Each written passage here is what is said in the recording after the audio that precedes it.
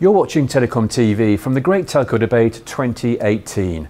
And joining me now is Andrew Coward, CEO of Lumina Networks. Andrew, thanks for joining us again on TelecomTV. We've been talking about 5G for a number of years now, and we are finally starting to see some early deployments.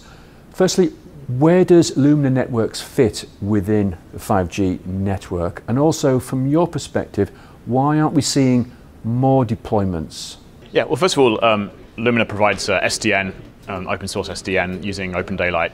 It turns out that for all of the virtualized services that go into 5G, there's a requirement for SDN to tie it all together. So SDN is absolutely critical for that 5G deployment.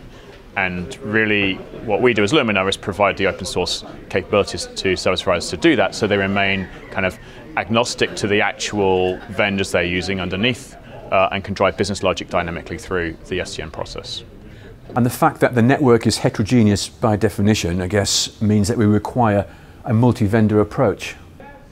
Right, so for most service providers, they want to be able to build using best-in-class products different times. They want to be able to have competitors working in the same network. And so therefore they need management tools that essentially don't really care about what that underlying infrastructure is. And again, SDN and having something like OpenDaylight in the way provides that capability to say the business logic is now separated or abstracted from what that underlying architecture or what underlying products really are. And what about the operational complications that CSPs are faced with? Yeah, well, it turns out that, of course, even though we're implementing a new network with 5G, a lot of it isn't actually new. A lot of it is the existing infrastructure, which needs to be tied together. And that can create operational complexity because a lot of this existing network infrastructure doesn't actually have all of the new tools and the new methods that, say, some of the new virtualization software will have. Therefore, being able to tie the old with the new is critical, and having the software that kind of bridges that gap is really important to get these networks deployed and successful from day one without ripping out and replacing everything.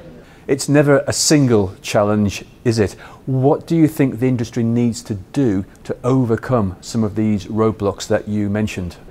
So I think most service providers have recognized that open source is a critical component to the future of their networks.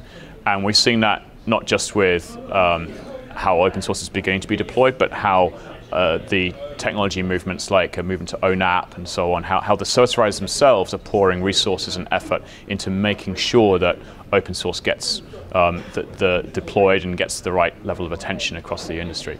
And so that's a critical component, and obviously helping our cause as Lumina, but just across the industry making sure that we're successful through this. I know that you've completed many 5G proofs of concept and worked with some of the leading Tier 1 operators. Is there a clear win here? Is there a clear win for telcos, or are there some repeating errors that we need to be aware of? Right, so we're winning for a service provider is getting to 5G deployment and getting software and services out in front of customers. So for that to be successful, the services have to be smooth, scalable, massively deployable. And so getting the cycles of testing and infrastructure in place now, even though they may not be deploying 5G for another year or so, has to be critical. All of the level playing field for the vendors and so on has to be laid out, infrastructure has to be ready, and now is the starting point for that to happen. And of course, telcos can't neglect the underlay network as they implement new equipment.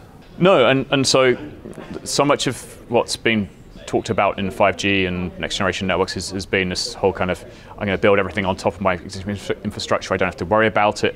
The reality is that, as we talked about, you have to tie the old with the new, the underlay infrastructure together with the overlay infrastructure, so that when you provision, when you orchestrate, all of these things are tied together.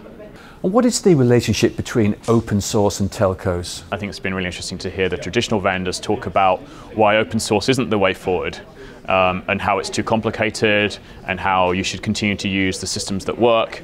And that's just not the reality of where the service providers are, or where the industry really is.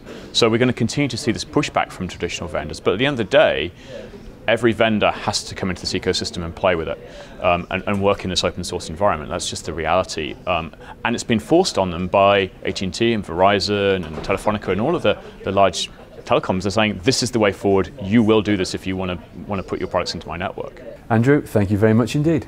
Thank you.